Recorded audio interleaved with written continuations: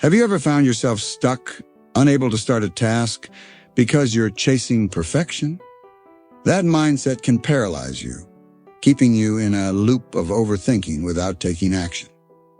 This is called inertia, basically being stuck in neutral. The simplest way to break free? Lower your standards a bit. Think about it.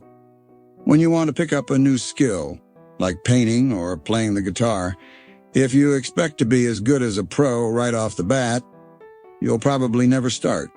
You might feel like you're not good enough and convince yourself there's no point, unless you can nail it perfectly from day one.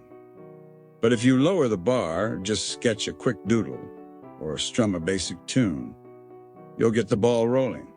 Once you start, momentum builds, and it gets easier to keep going. The same goes for big tasks. Say you need to write a 10-page report. If you're obsessing over making it flawless, it'll feel overwhelming, and you'll end up procrastinating. But if you tell yourself, I'll just write one paragraph, even if it's rough, you'll start. Our brains get hung up on the finish line, and when it seems too far away, we freeze. The trick is to make that first step super easy. Want to start exercising? Don't aim for a full-hour workout every day. Just commit to 5 minutes of stretching.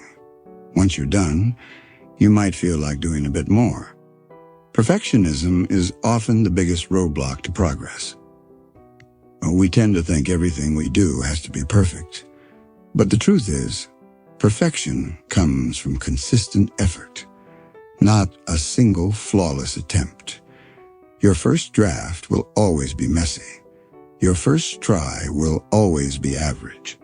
Your first step might be wobbly. But if you embrace being good enough at the start, you can overcome inertia.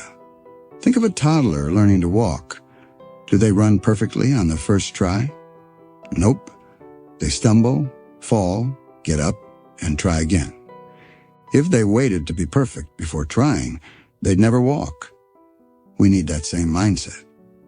Sometimes we think lowering our standards means settling for less, but that's not true. Starting is the hardest part, and making it easier sets you up for success. Once you start writing, you can edit later. Start exercising, and you'll build stamina over time. Launch a side hustle, and you can tweak it as you go. But if you keep waiting for the perfect moment, you'll never begin. So next time you're feeling overwhelmed, lower your expectations, break the task into tiny pieces, and give yourself permission to be imperfect. Just start, no matter how small. Once you're moving, inertia fades away. We often think we need motivation to start something, that we'll act once we feel inspired. But the reality is, motivation doesn't come first. Action does. When you take that first step, even without feeling pumped, motivation starts to kick in. Your brain gets engaged, and suddenly you're in the zone. For example, if you've got a big book to read but aren't in the mood, commit to just 2 pages. Once you start, you might find yourself wanting to read more. This applies to anything: working out, studying, or learning a new skill. Action creates motivation, not the other way around. Motivation is fleeting. A hype-up video or podcast might fire you up, but that spark fades fast. If you rely on it, you'll crash when the vibe wears off. Instead, build a habit of acting without waiting for the perfect mood. Take workouts. Some folks wait to feel like hitting the gym, but if they just start with 5 minutes of stretching, their body and mind get into it, and they're more likely to keep going. Action shifts your energy and sparks motivation naturally. Ever notice how you dread a task, but once you start, it's not so bad? That's because your brain tunes into the task once you're in motion. Even boring tasks get interesting when you stick with them. Psychologically, when you engage in an activity, your mind starts working to complete it. Plus, taking action reduces self-doubt and uncertainty. When you're just thinking about a task, it feels harder than it is.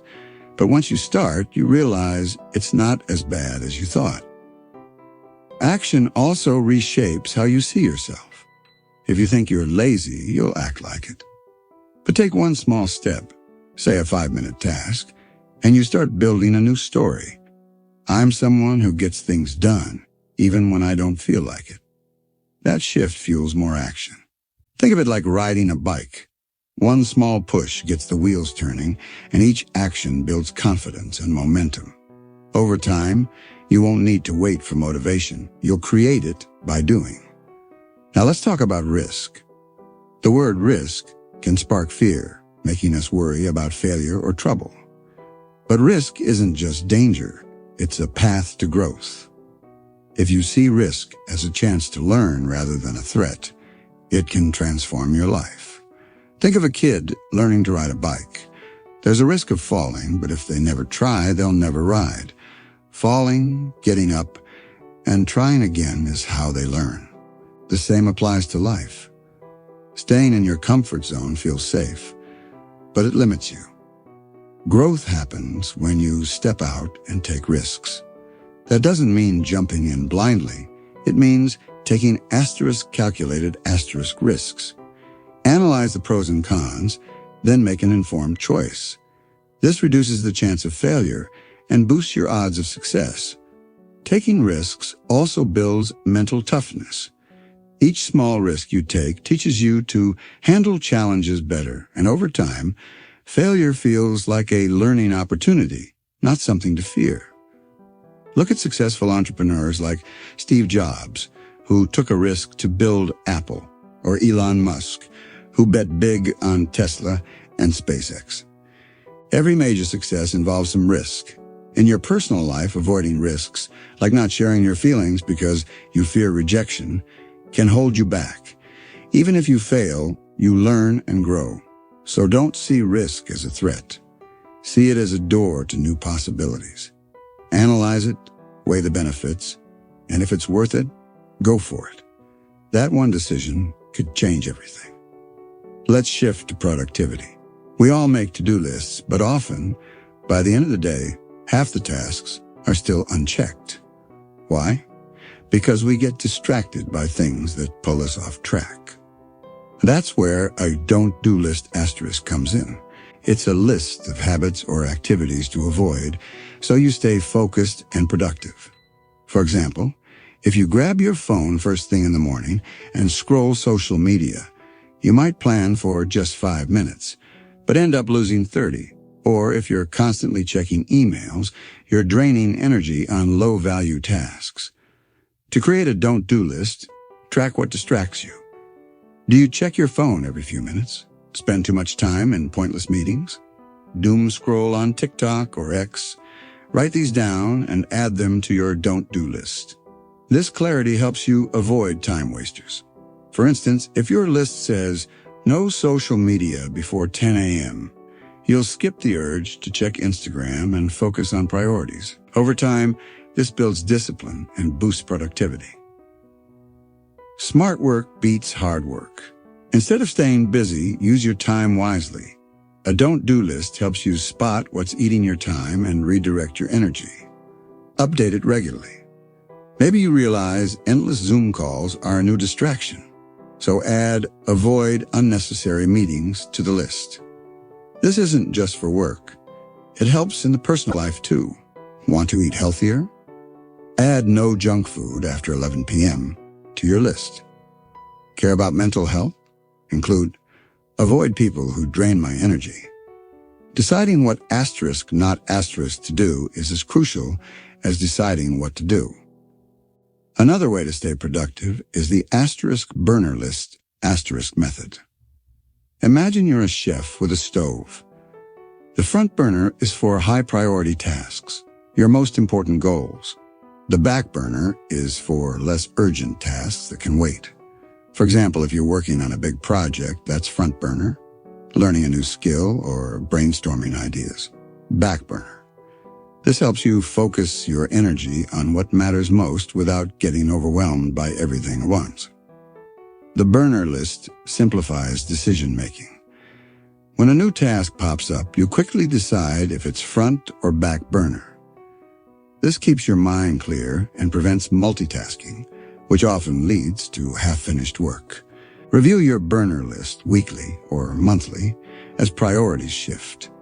Maybe a back burner task, like starting a blog, becomes urgent later.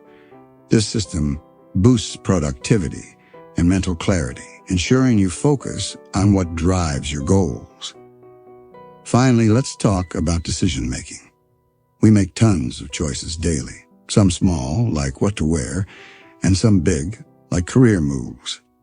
Overthinking small decisions can drain your energy, leaving you exhausted for the big ones.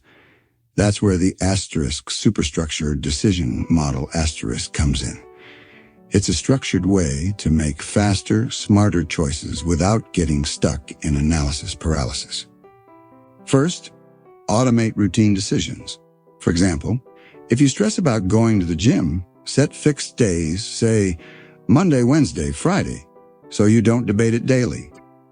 Second, create decision criteria for bigger choices. Ask, does this align with my long-term goals? Is it worth my time and energy? What's the worst-case scenario if it goes wrong? These filters help you choose confidently.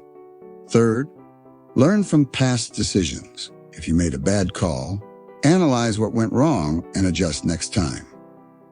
This model speeds up decisions, reduces stress, and keeps you focused on what matters. For example, in your career, categorize tasks into urgent, important but non-urgent, or skippable. In personal life, pre-plan your weekends, maybe one day for family, one for yourself, one for new experiences. This saves mental energy and aligns your choices with your goals. Lastly, let's tap into your body's natural rhythm called ultradian rhythms *. These are 90 to 120-minute cycles that control your energy levels throughout the day.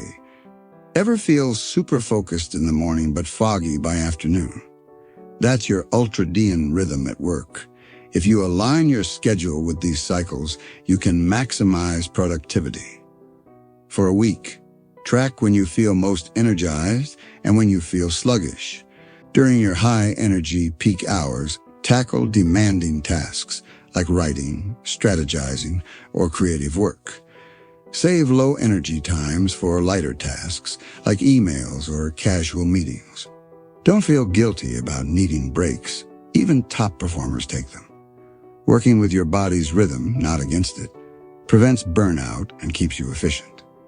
For example, if you're most alert from 10 a.m. to noon, do your toughest work then. Take a 30-minute break afterward. Walk, hydrate, or chill, then switch to lighter tasks. This isn't just time management, it's energy management *. When you work with your natural cycles, you'll get more done with less effort, and your mind will feel sharper.